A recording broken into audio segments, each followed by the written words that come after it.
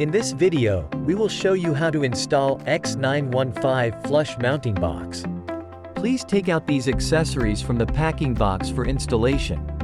First, we introduce you how to install a flush mounting box in a wall.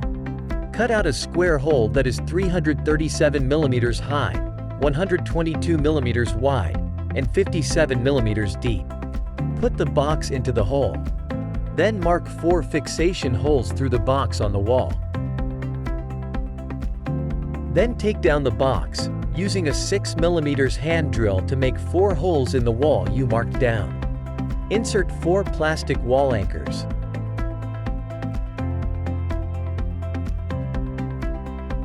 Break off the wiring holes and lead wires. Press the box into the square hole.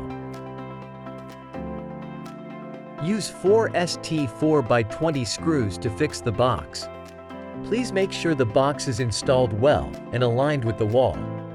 If there has a gap between the wall and the box, use cement or non-corrosive structural adhesive to fill the gap.